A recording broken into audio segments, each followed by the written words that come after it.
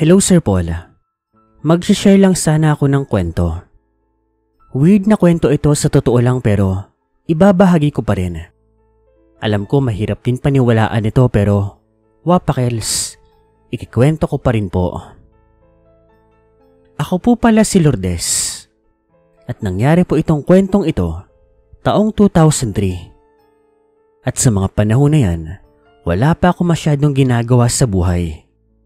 Estudyante pa po ako niyan at sakto, bakasyon po noong mga panahon na yan.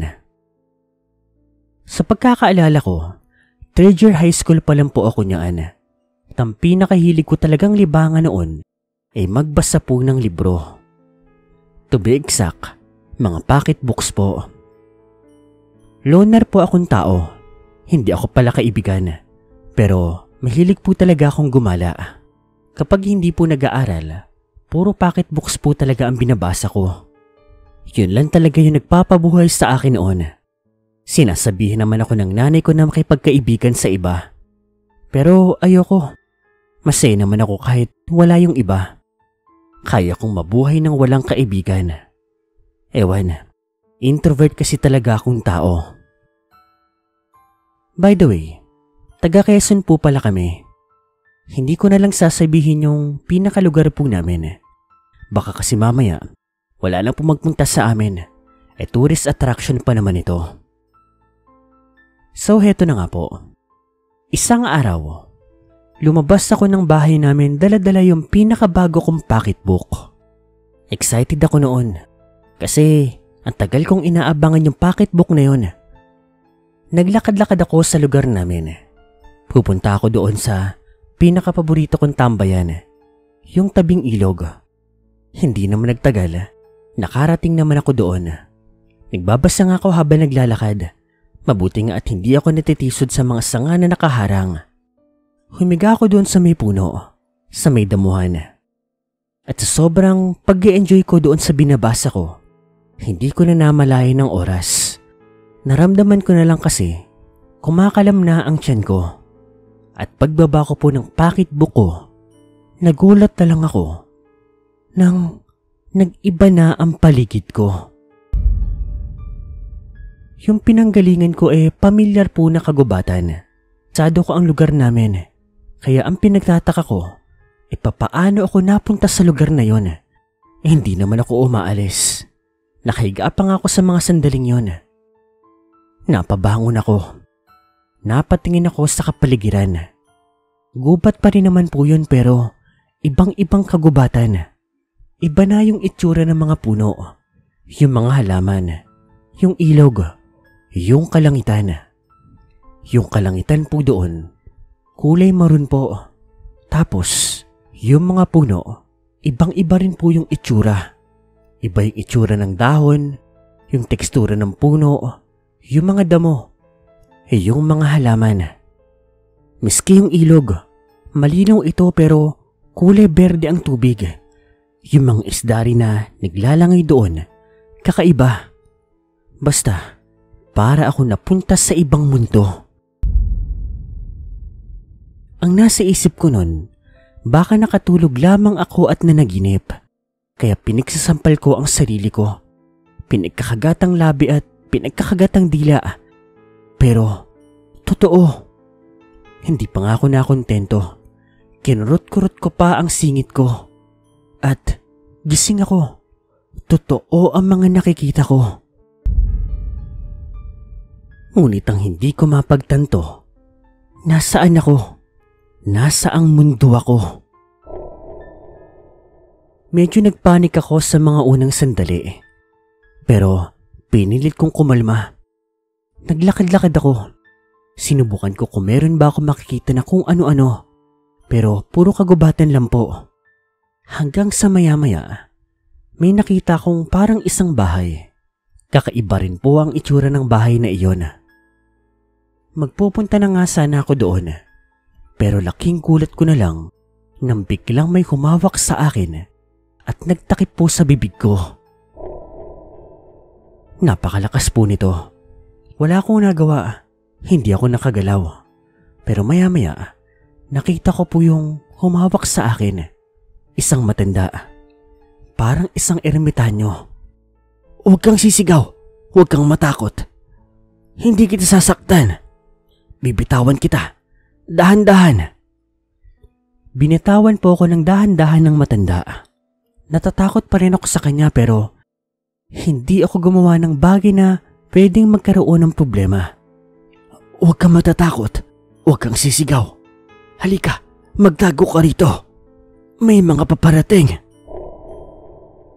Kahit natatakot ako sa kanya, nagtiwala ako sa matanda. Sumama ako sa kanya doon sa may gilid, doon sa likod ng maraming halaman.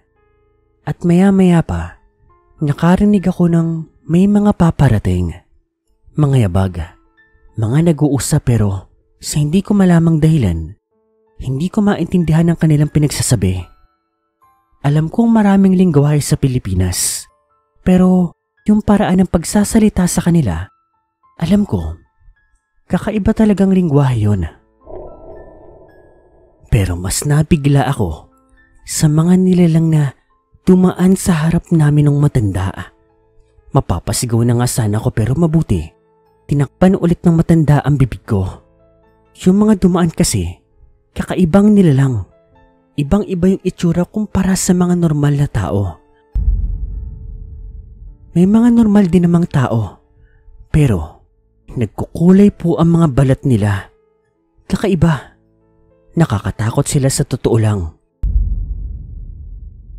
Unang beses ko lang po makakita ng ganoon, kaya talagang nakakakilabot.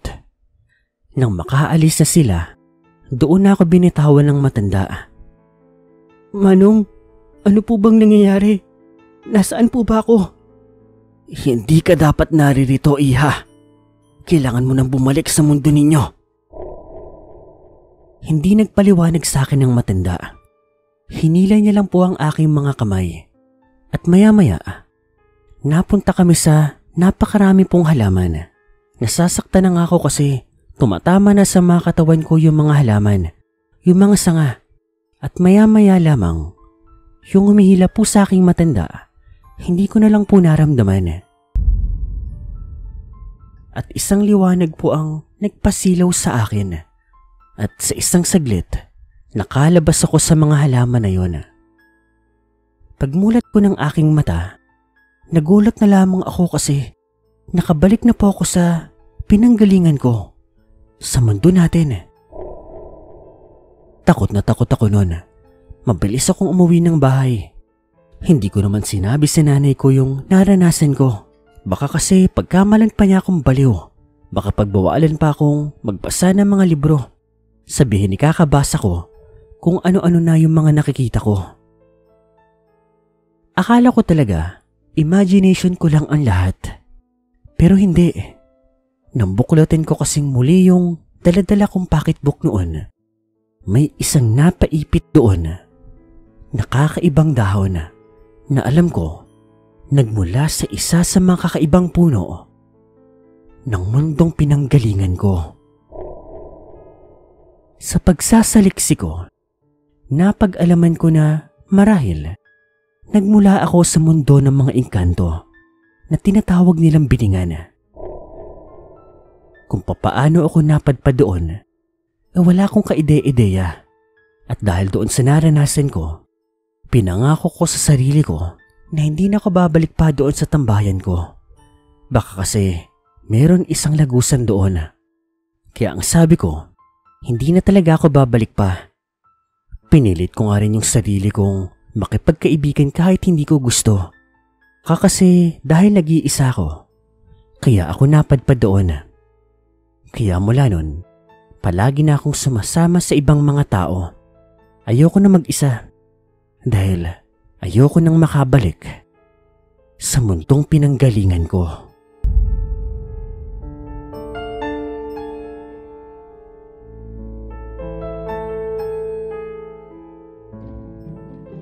Hello guys, kumusta po? Shoutout po tayo.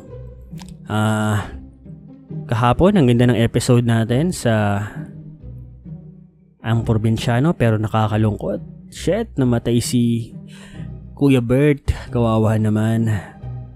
Tapos ay na daw magpatuloy ni Louie na maging albularyo. Nakakasad naman. Ano kaya ang susunod na kwento? Meron pa kaya? Abangan natin. Anyway, shoutout po tayo. Dimple Sumi, Genevieve Carbonilla, Gengski Vlog, Lizelle Blas Dabitigan, ano to? Child, Clay Campit, Joel Vito, B-Boy Duguan, Noray Saison, Imelda Reyes, Mai Fritz, Joshua Patreon, Connie Paloma, Juvie Gagarin, Moonlight Baebs,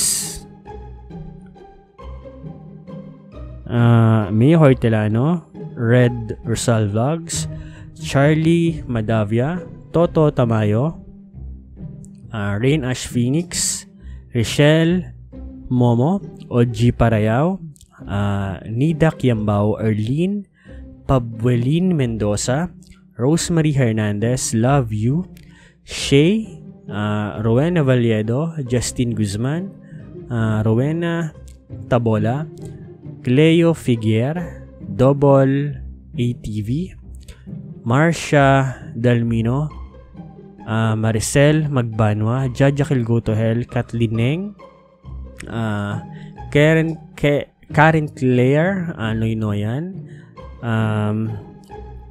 Siam Grandeza, Virginia Bongo, Rembi, Sandra Herrera, Marian Soliman, Grace Ann Redondo, D. Santiago, Carmelita Mabanag, Lynn Valiente, ano to? Ang hirap pagkisin ng mga pangalan nyo. Julnin, Hisoka, Sassy Girl, Lady Warrior, Maika Osorio, Edward Manawat, Lerma Lumuna, Dons Librado, Mir Angeline Maulyon, and last po siya shoutout natin sa araw na ito si Dons Librado. Abang-abang lang tayo sa mga susunod na kwento guys, lalong-lalo na ang probinsyano. Ano kaya ang susunod na mangyari? Exciting at the same time nakakaiyak. Anyway, yun lang muna guys ang kwento at charot natin sa araw na ito. Salamat sa walang sawang pakikinig at pagsuporta sa ating mga channel, ang Dear Sir Paul at ang Creepy Makpansit. Maraming salamat po sa inyo.